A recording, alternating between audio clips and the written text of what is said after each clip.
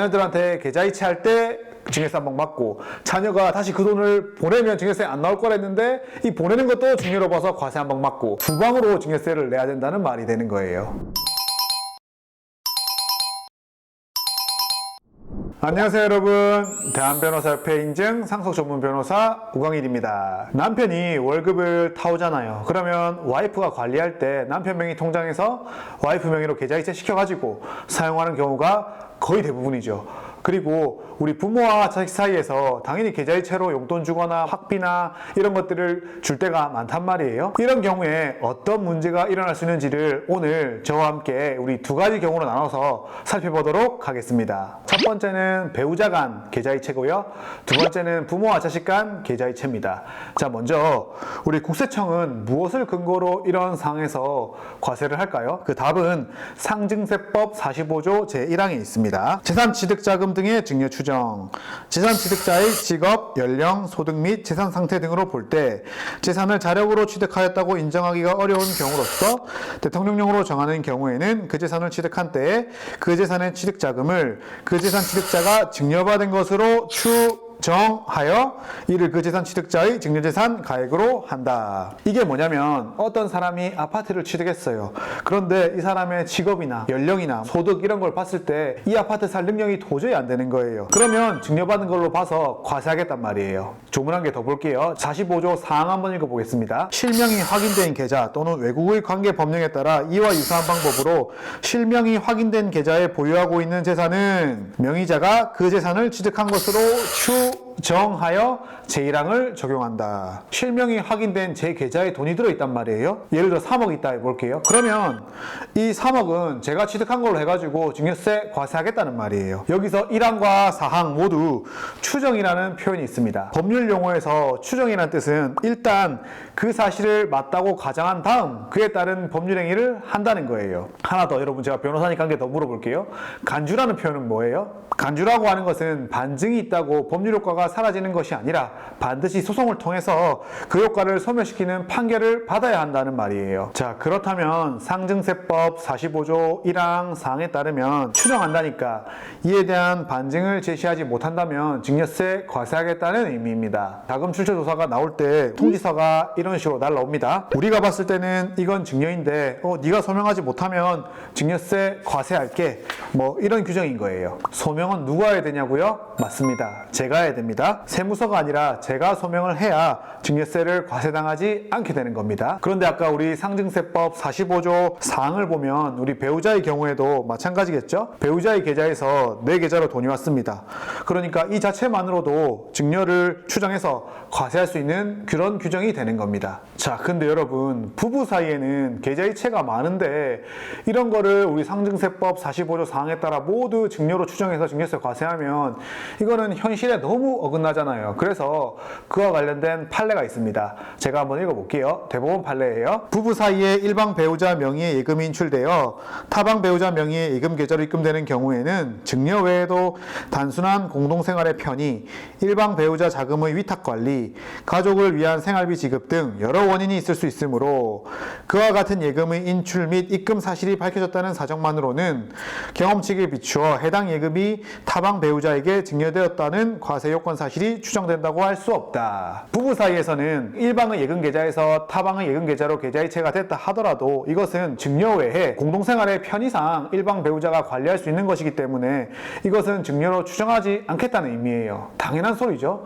이렇듯 여러분이 아시는 대부분 판례는 대부분이 상식적이고 맞습니다. 자, 그럼 여러분이 이렇게 생각할 수 있어요. 그러면 부부 사이의 계좌이체는 뭐 상관없네, 별 문제 없네, 그렇게 생각하시면 안 돼요. 우리는 저 판례의 의미를 입증 책임이 전환됐다고 보셔야 될 것 같아요. 그러니까 부부 사이에 계좌이체 된 것만으로는 증여세 추정할 수 없다는 거예요.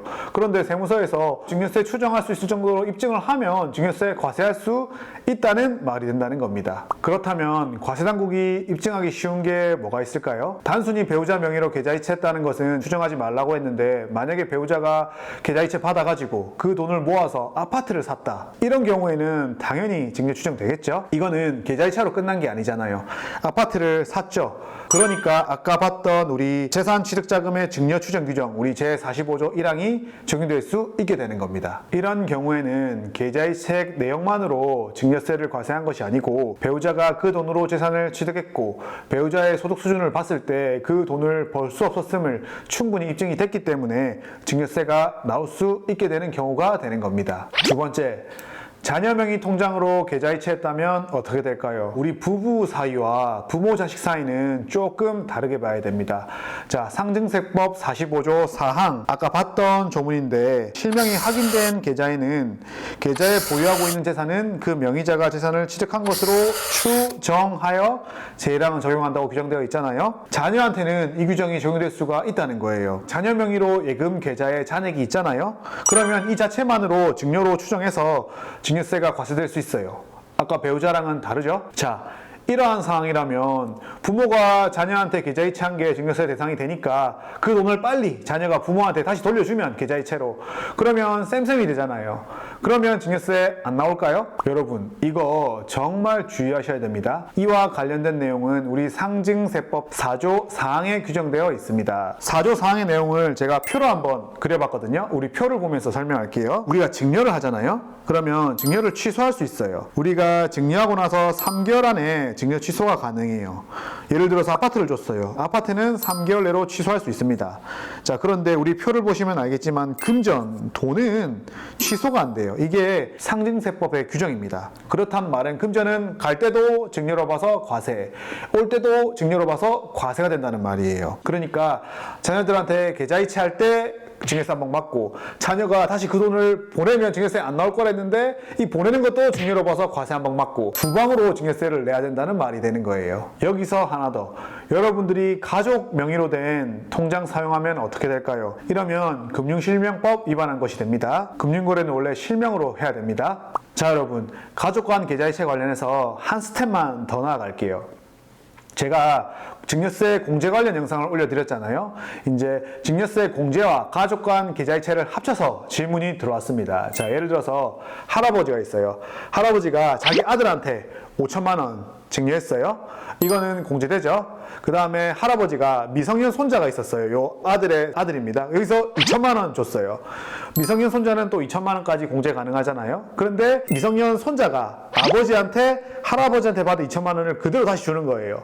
그러면 미성년 손자와 아버지 사이에서는 또 5천만 원 공제가 적용이 되잖아요. 그러면 아버지는 총 7천만 원을 받게 되는 건데, 할아버지 돈을 이제 우회로 한 쿠션 먹고 오는 거죠. 이런 경우에도 우리 증여 공제 다 받을 수 있냐, 이런 질문을 주셨거든요. 한번 살펴봅시다. 상황을 구분해서 설명해 보겠습니다. 할아버지가 우리 아들한테 주는 5천만 원은 충분히 가능하죠. 10년 내 거래 내역 없으면 아무런 문제 없습니다. 손자 입장도 마찬가지예요. 할아버지가 미성년 손자에게는 2천만 원 10년간 거래 내역 없으면 줄 수 있죠. 지금까지도 아무 문제가 없습니다. 그런데 여러분, 위험 요소가 있습니다. 자금 흐름이 할아버지한테서 아버지로 5천만 원 갖고 2천만 원은 손자를 통해서 왔단 말이에요.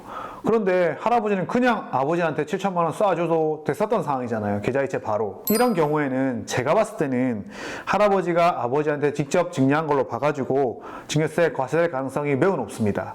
그리고 가산세는 40% 나올 가능성도 매우 높습니다. 제가 봤을 때는 과세당국은 거래의 실질을 볼 거예요. 실질은 그냥 할아버지가 아버지한테 준 거다, 그래서 이거는 증여세 나가야 된다, 이렇게 판단할 가능성이 매우 높습니다. 제가 실질 과세라고 말했잖아요. 할아버지가 손자한테 준 돈이 손자한테 기속됐음을 입증할 수가 있으면 어떻게 될까요? 예를 들어 볼까요?